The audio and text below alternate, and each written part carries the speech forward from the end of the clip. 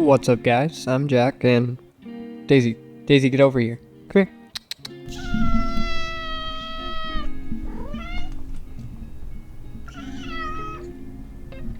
And welcome to another video. So this is a challenge that's been haunting my dreams for a little bit, and that's because I've tried it multiple times and failed multiple times. Now normally that wouldn't be much of an issue, but it is with a challenge like this. So our goal is to defeat Kronos by only using dash boons, and well, there's only one dash boon in the game that allows us to do damage. Aphrodite's Passion Dash. Dash and Pass. Yeah, I'm just gonna leave that in there. But yeah, Passion Dash. It's really fun to say. Okay, sorry.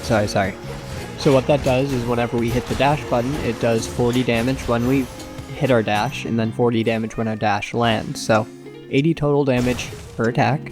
And unlike with the Tula only run, there are actually a lot of ways to buff this damage. So again, I've attempted this run maybe 5 or 6 times, especially before the most recent update. That's when I started doing this. So it's been weeks. Before the update, this was actually a much more difficult run. And that's because they actually just buffed Passion Dash. Thank God I got that right. Yeah, so essentially the buff was that it does 2 instances of damage rather than just 1. And my god, does that make a difference. I'll see if I can find the footage from before the buff and put that up on screen for like maybe one of the bosses. You can compare and contrast, but holy it's night and day. I mean, technically it is double damage, so it makes sense, but it went from being one of the least viable boons I've ever used to being somewhat decent. Now don't get me wrong, it still took me a couple of attempts even after they buffed it, but it was significantly easier afterwards. Let me just say that. In fact, it was so difficult that the first time I attempted this challenge was when the aspect of Momus still healed you, and I still lost at Kronos, even with nearly infinite healing. So yeah, this was a tough challenge. A lot of fun though. Just kidding, it wasn't fun. It was not fun. Regardless, let's get into it. I put the rules at the beginning of the video. Essentially, we can only use Passion Dash, and then any lone shades that we run into, or traps, or Tula, it's fine to damage enemies with them. I'm not gonna go out of my way to activate Tula, but you know, if she starts attacking people, I'm not gonna stop her. That would be suicide. Now what we're trying to do here, and we got really lucky, is we're trying to get Hestia and Apollo's duo boon. If you know what it does, you'll completely understand why we're trying to get it. Daisy, what are you doing? But if you don't know what it does, it just gives you constant health regeneration. It takes away 100 of your max health, but if you're constantly regenerating health, it is definitely worth it. One of the best duo boons in the game for survivability. Actually, no, the best duo boon in the game for survivability. And I'd be super surprised if they don't change it at some point, though I suppose.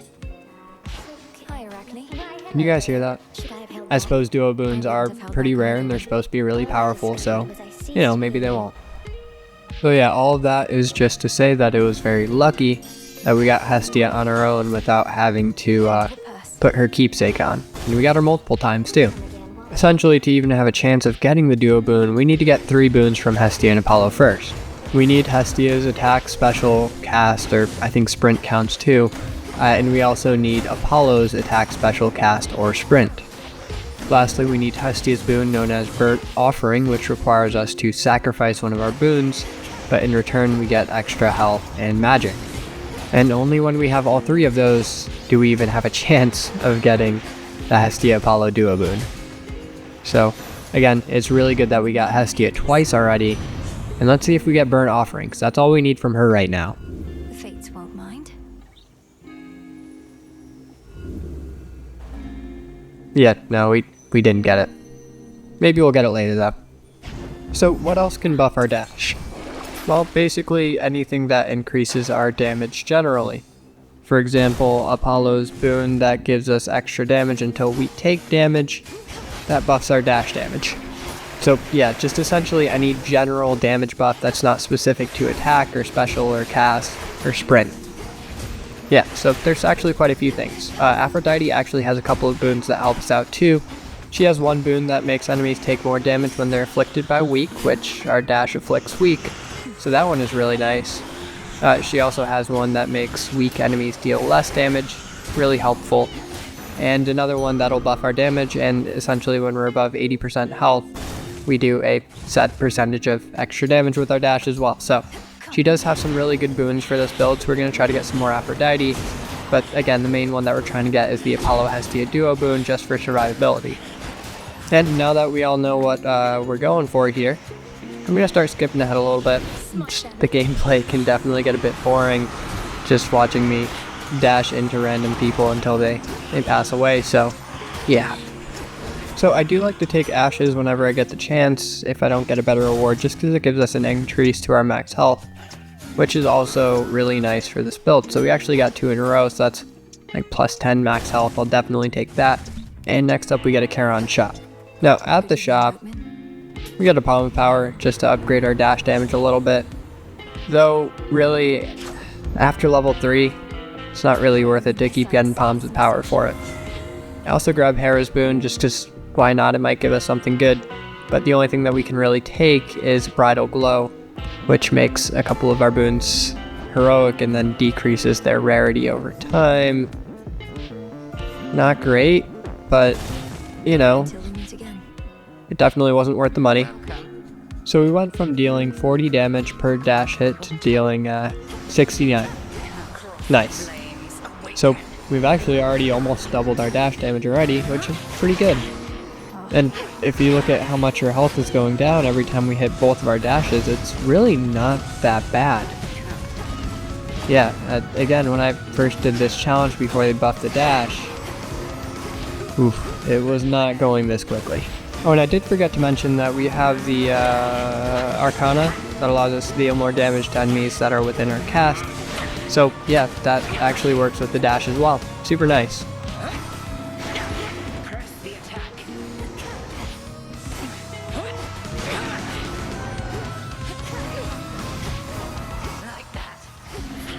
And for once, I actually managed to dodge this dumb hex ball thing.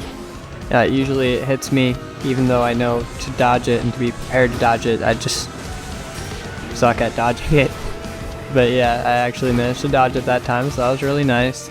And then taking out these witches is super easy. It just takes hitting them with our dash once or twice to finish them off.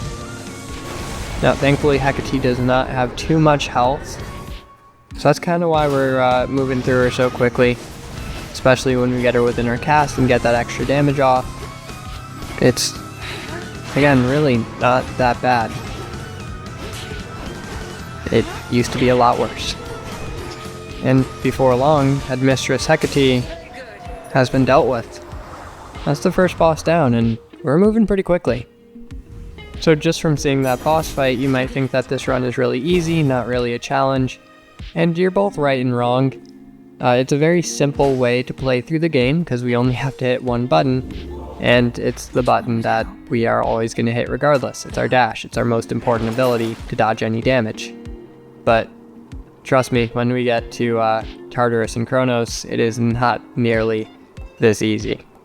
In fact, I'd say that the easy part of this run is already over, because in Oceanus, the Sirens, Fields of Mourning, everything, it's not easy. Definitely not easy. Now the first room that we get in Oceanus offers us some extra magic, which is probably the least helpful thing that we could get because we're not using magic at all with this build. Now thankfully it is an Ariadne room, so we just have to bust open these silk cocoons, grab our reward, and then leave. And I, of course, go for ashes so we can get some extra health. And our health is already looking pretty good. We're at 171. And we basically just started this run. We're only through the first area, so that is solid. We're going to try to get as much as we possibly can, just in case we don't get the Hestia Duo boon. I forgot to mention, I did grab Apollo's Keepsake, so that we can get his boon next, so hopefully we can get the attack or the sprint or something, so we can be more prepared for Hestia's Duo boon. We still need Burnt Offering from Hestia, so once we get to the Fields of Mourning, I am going to be switching to Hestia's Keepsake in order to get her, hopefully get Burnt Offering, and then we'll be eligible for the duo boon, which would be nice. We're getting there. We're almost halfway done with getting all the boons we need for it. Well, we're a fourth of the way done, but still. And I choose to go for some coins instead of the Palm of Power because increasing the level of our dash at this point doesn't really give us that much extra damage, so the coins might be more helpful for buying future boons from Charon or something. And we do get really lucky here. We got an Artemis room, and Artemis has a boon that is amazing for this run. That boon allows any damage we deal to potentially be critical damage. Any damage, including our dash. So I had gotten this boon in previous attempts, that's how I know it's really good for this challenge, and that's because with our dash we deal damage in quick succession, and the more times that we deal damage, the better the chance that one of those instances of damage is going to be a critical hit. Also, it took me like 10 tries to vocalize that in a way that made sense, because my brain just wasn't working, so I hope that made sense, but I don't know if it does. So we got our coins, and we get to talk to Artemis. And thank God she has pressure points, the exact one that we needed, and it's epic. That's great. That's really great, actually. So theoretically, 1 in every 10 dashes should deal critical damage. Because, 5% per instance of damage, and then since we're dealing 2 instances of damage per dash, 1 in 10. And the Apollo boon was one of the choices we could have taken, but I decided to go for Chaos instead because Chaos has some really good health regeneration boons that we can possibly get. Unfortunately, we didn't get any, and I just grabbed Flayed Creation instead, and that just gives us 3 of every element, which is actually really good, especially for an Aphrodite build, because Aphrodite has a boon that basically gives us 3% extra chance to dodge any damage for each air element that we have. So the more air elements we have, the better the chance we get to dodge damage. So 3 extra is always good. We don't have that boon quite yet, but I had gotten it in previous attempts, and it was really nice, so I was like, okay, why not? Now we do get a Trial of the Gods room with Hestia and Hera, and we get Burnt Offering from Hestia. That's great. And it's taking away Hearthgain, which is something that we don't need for the duo boon or for anything else. So, yeah, that was awesome. Well, here we go. Now, while we are surviving this onslaught from the gods, I'll tell you guys something that I said in the Elden Ring video that should have come out like a week ago. So basically, this is 2 weeks before this video comes out when I'm recording this voiceover. That's because I'm going to be in Europe for the next couple of weeks. So this video should be coming out on July 22nd, I think. Yeah, and I'll be back on the 29th. Hopefully a video will be prepared for that as well. I just have to record the voiceover for it. It's another Hades 2 run, and that one's pretty interesting too. So for that, essentially, it was a revenge damage only run, and well, you'll see. There's a bit of a caveat to that, and that caveat is that we basically had to get Hestia and Apollo's duo boon first before we started to deal revenge damage, because we quite literally did not have enough health to survive just doing revenge damage only, since the aspect of Momus is no longer a thing that heals us. Now if y'all have any ideas on how to actually do that run in full, let me know. I'd definitely be curious to see what you got, and I would definitely be down to do it again as a full run. But you'll see in the video we did get the Hestia Apollo duo boon quite literally as efficiently as possible. We got each boon that we needed in succession, one after the other from the start of the run, so I'd say about 85 to 90% of the run was actually just revenge damage only. But again, I would love to do that run again in a full, complete format. Just let me know if you guys have any ideas on how to make that work. I also forgot to mention this earlier, but one of the first boons we got from Aphrodite boosts the amount of max health we get, or extra max health that we get from max health boosting items, such as those hearts. That's why it gave us 40 health instead of just 25. And over here, we get Plentiful Forage, so that'll give us an increase to max health whenever we pick up a seed or a plant. And that's one of my favorite Demeter boons, but it doesn't stack with the Aphrodite boon that I just told you about. So basically, it'll only increase our max health by whatever it says on the boon. Aphrodite's boon does not affect it whatsoever, which is really interesting, but I don't know. I feel like it should. So we made it to Skillet and the Sirens with a lot of health. We have 335 already, which is pretty ridiculous for this early in the run. And this is actually kind of a tough way to fight them. We just don't deal damage quickly enough, and since we have to be right next to them, which is generally where they attack, we tend to get hit a lot. Now, could I be more patient and try to dodge their attacks and only hit them when I'm dodging their attacks? Yes. But am I that patient? No.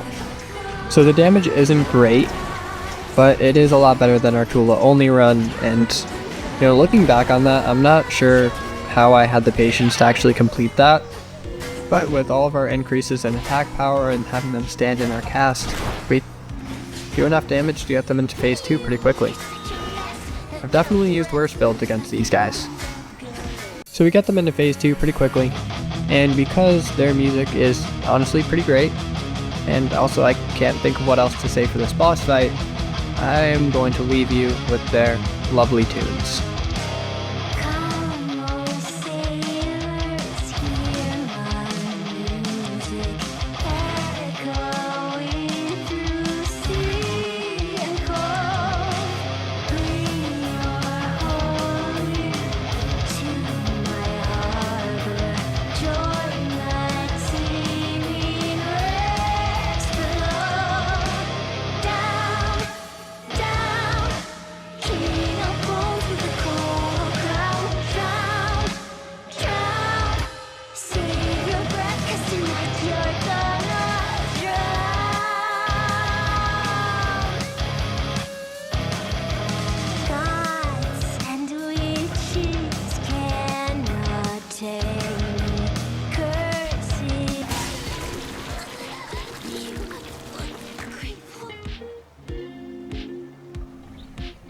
That was pretty efficient.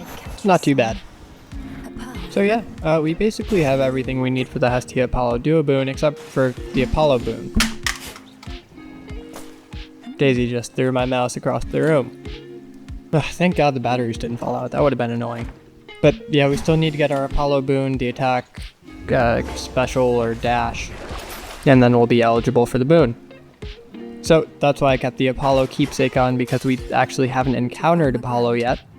So the effect where we're still likely to encounter him is still active. Ever mention how much I hate the Fields of Mourning? Because I do. They're rough. The enemies in here just make me so upset, especially that one thick ghosty boy who sucks you. Phrasing. But regardless, yeah, that guy.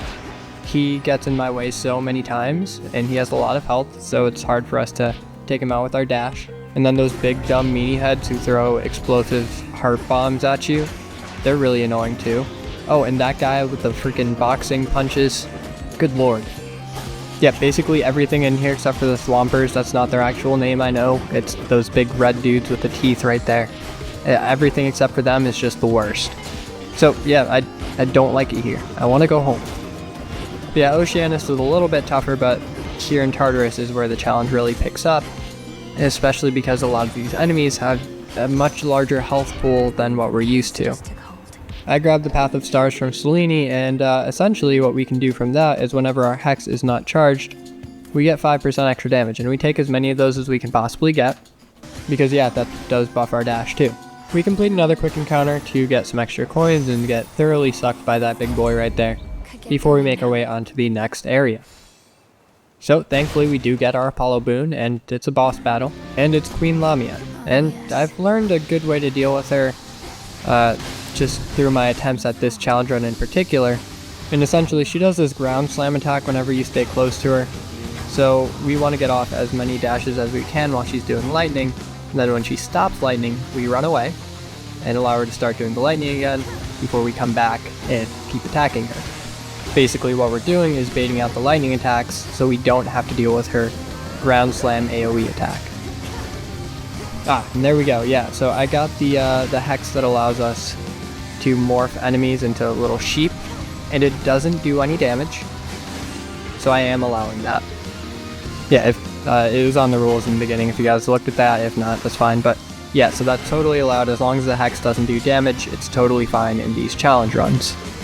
And once we destroy her armor, she really doesn't have that much health, so she's really easy to just take out. We get our Apollo boon right here. Let's see what we get.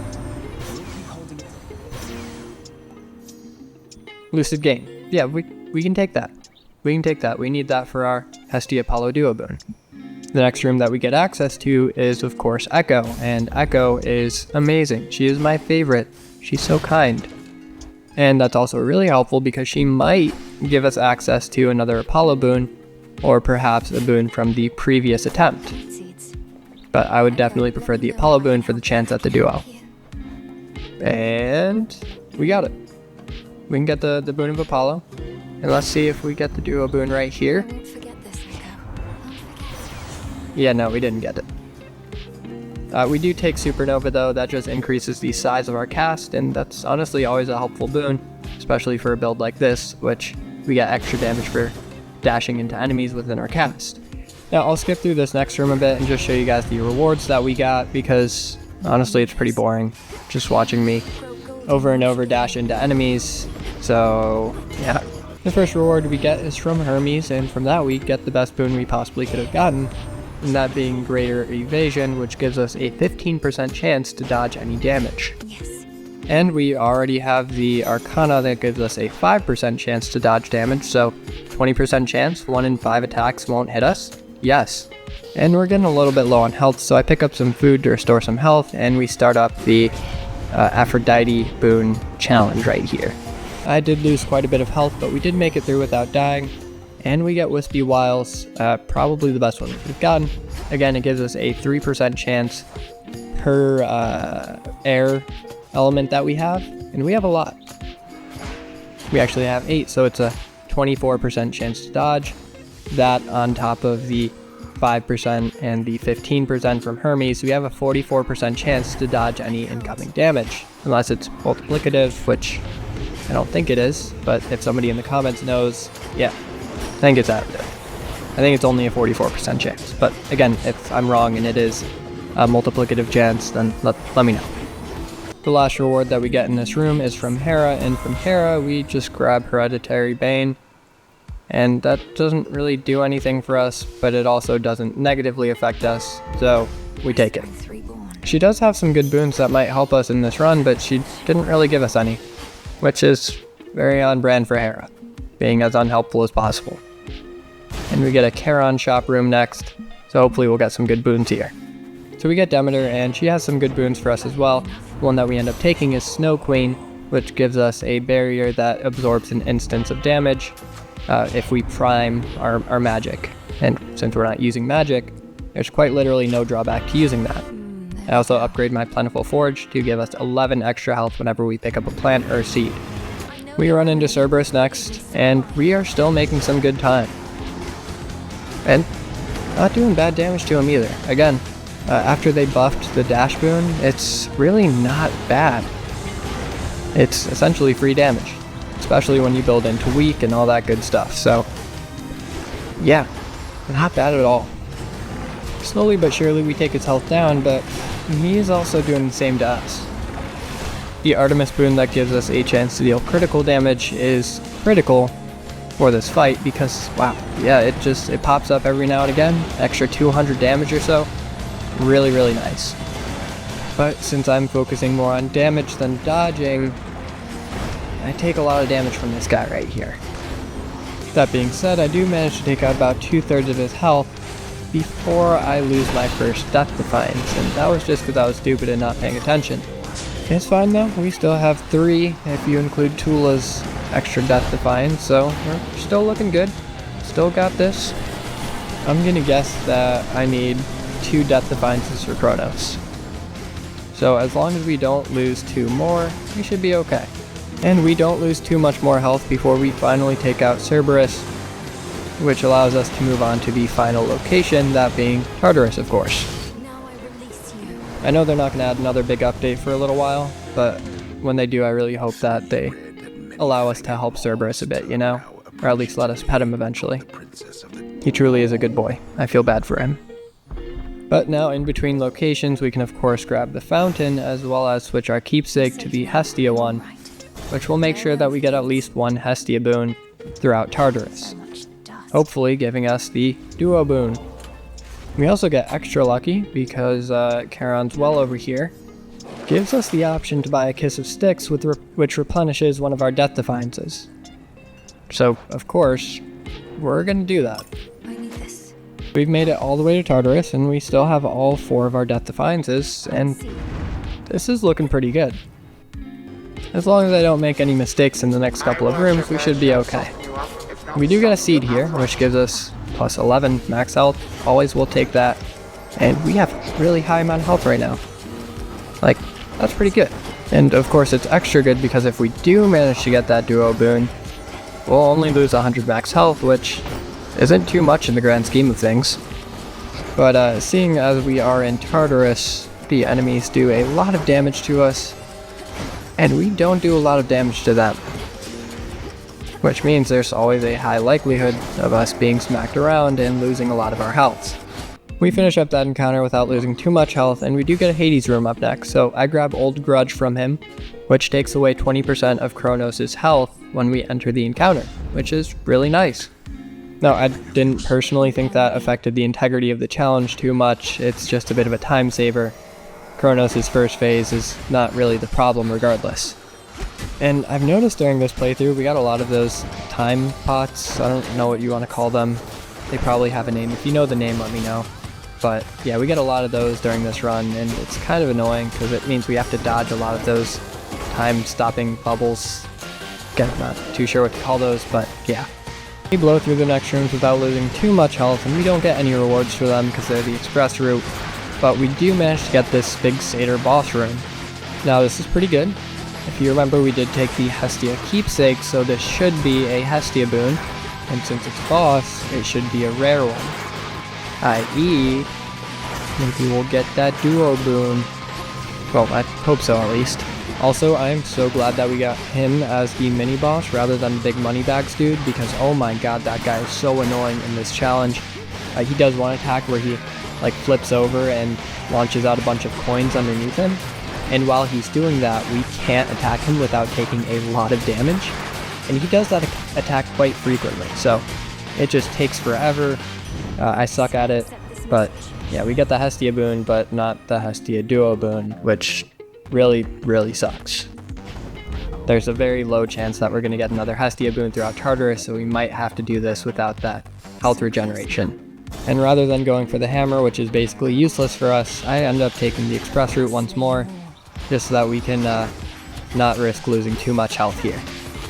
Nothing too crazy happened in the next couple of rooms. I just took the express route, except for here where I did lose one of my Death Defiances, just because I was being absolutely swarmed, and I thought this room would never end. Luckily I did finish it though without completely dying, but it was still really annoying. Now after this we do get one last Charon shop room, and from this I just buy the extra health of course, which brings us to 478 maximum health, which is just ridiculous. I grab the Path of Stars right here, and I just grab some extra damage from it. Not too much to help us out there.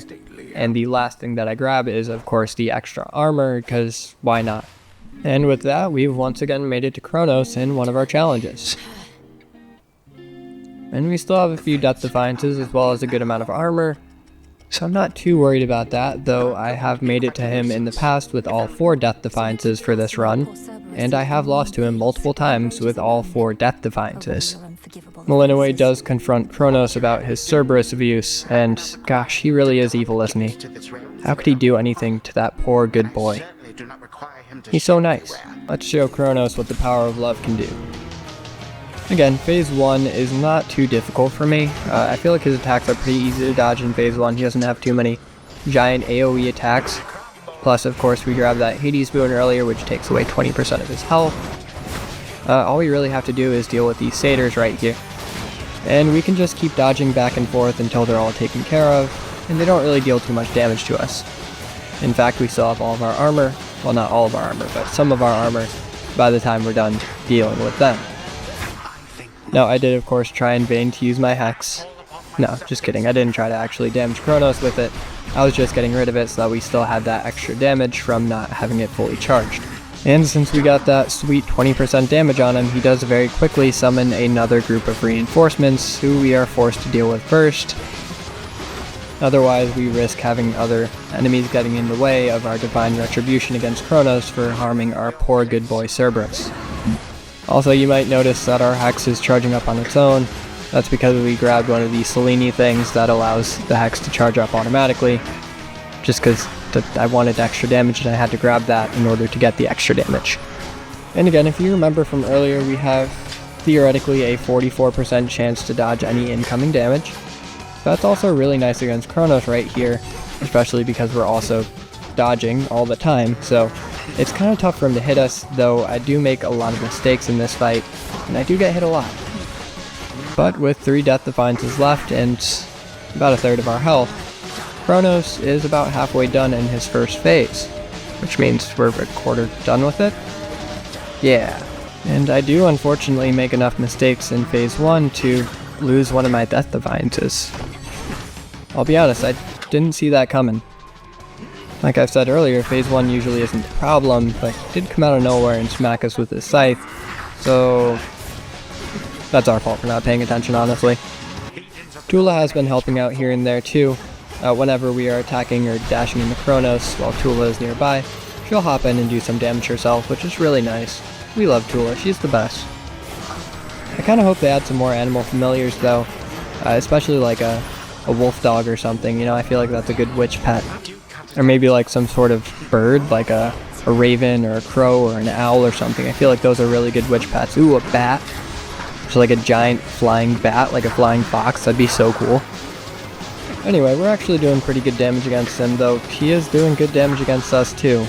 We are only down to 71 health right now, and we only have 2 Death Defiances left. Well, I suppose more like 1.5 because Tula's only restores 40 health. But I am able to finish up phase 1 without taking any extra damage, so we go into phase 2. Again, 2 Death Defiances and 71 health. Not great, but could certainly be a lot worse. Also, can confirm he does have less health in phase 2, which is really nice. He does attack a lot more and his attacks are a lot bigger and sometimes more difficult to dodge, but less health, so that's something. Phase 2 isn't going to slow us down too much, though it is going to make us think about how we dodge his attacks a little bit more, just because he has a lot more big ones to dodge, such as this one. It's surprising we managed to get Kronos down to about half health before I even took a single hit from him in phase 2. So it's actually going quite well so far. I just need to not make too many more mistakes, and I tend to make a lot more mistakes when he starts summoning enemies. Like right there. So the second half of phase 2, phase 2.5, I guess, is where it really gets tough for me. I of course try to dodge all of his attacks, but I'm mainly focusing on all of the other enemies he's summoned, which makes it kind of difficult because they use a lot of ranged attacks, which I have to dodge in the meantime, and then of course I get stuck in a time bubble, which causes me to lose my first Death Defiance in phase 2. Just due to me not paying attention, I actually managed to get stuck in those time bubbles a lot during this playthrough. But all of his reinforcements are finally done, and we can get back to facing Kronos, hopefully without taking too much damage. He's a great boss though. I really love the aesthetic of this entire fight with all the black and gold. It's beautiful. And I'll leave the last couple minutes of this fight to you guys to watch because his soundtrack is also pretty awesome. I love the music in the background. And I'm sure you've heard enough of my chattering for this video, so enjoy the rest of the fight, and I will join you guys once it's over.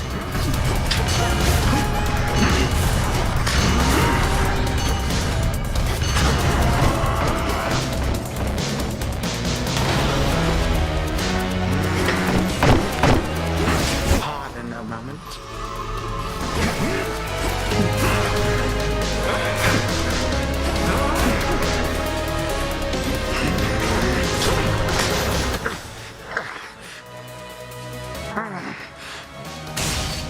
Curse you and all the gods.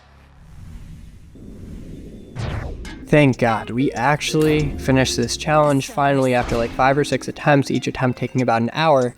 And good lord, 208,000 damage. I do not know where that damage came from. Usually it's not that high. Maybe it is. To be honest, I forgot what the damage looked like in the other runs, but I feel like they were in the 100,000s. So even though we didn't have the Hestia Apollo duo boon, we still managed to make it through, and I'm guessing that was mostly thanks to all of the extra dodge chance that we had again. About 44% if it is not multiplicative. And that definitely carried us. So if you guys like this sort of content and you want to hear more from Daisy and I, feel free to hit that subscribe button, it helps me out a bunch. If not, that's totally fine. Your viewership, of course, is always enough for me. But hey, thanks so much for watching. Thanks so much for watching, and y'all take care, alright?